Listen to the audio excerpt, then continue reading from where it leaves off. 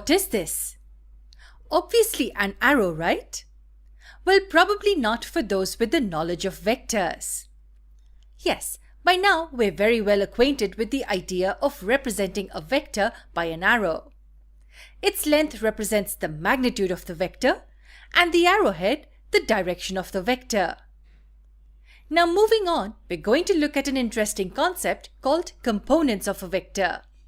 To begin with, instead of diving right into the concept, let's first intuitively understand what is it all about.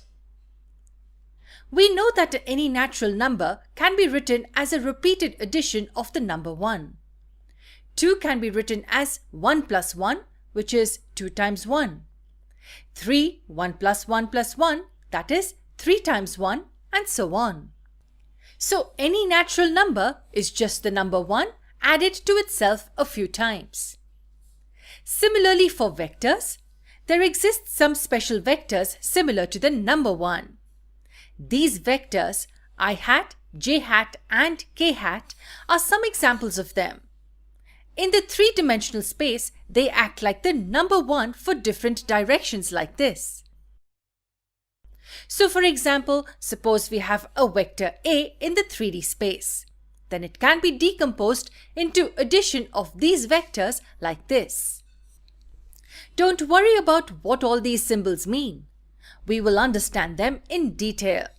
But for now, the point is that, similar to the natural numbers, a vector can be decomposed into a set of special elementary vectors. For example, consider another vector B in three-dimensional space decomposed as this.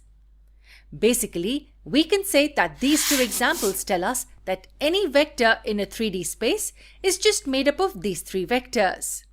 Here, these individual vectors are called the components of the vector.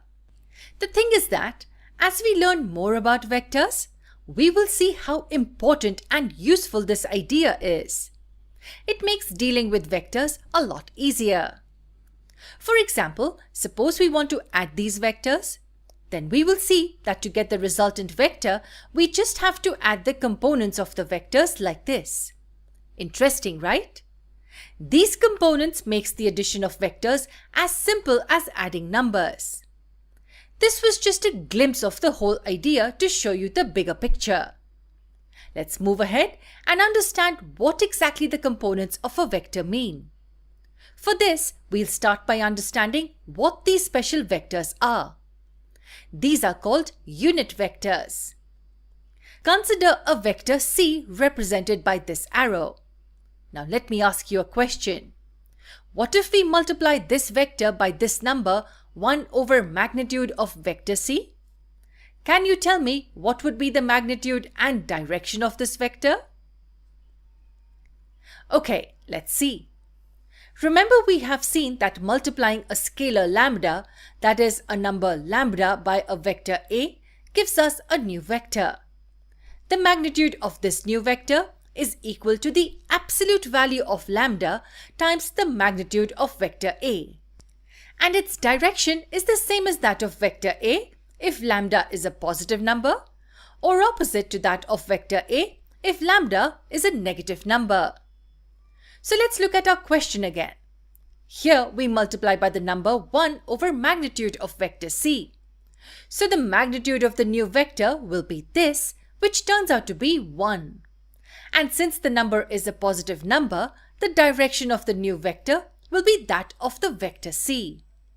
So we get a vector with magnitude 1 in the direction of the vector C. This vector is called the unit vector in the direction of vector C. It's denoted by a symbol like a hat above the letter pronounced as C hat. Let's represent it like this with arrow.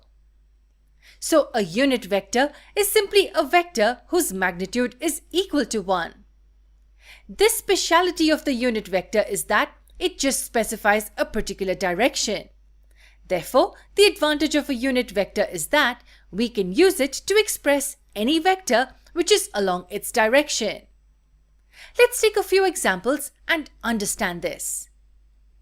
Suppose we have these two vectors D and E directed in the same direction as that of vector C. Now consider the vector magnitude of vector d times the vector c hat. As the magnitude of vector c hat is 1, the magnitude of this vector will be equal to that of vector d.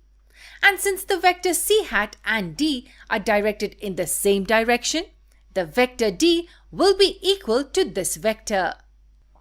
Similarly, vector e will be equal to the magnitude of vector e times the vector c hat.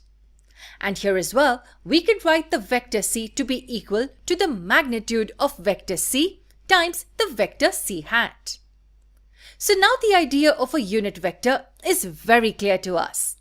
But we still have to understand what component vectors actually mean. Let's see that in the next lesson. To stay updated and to keep learning such interesting concepts, do subscribe to our channel.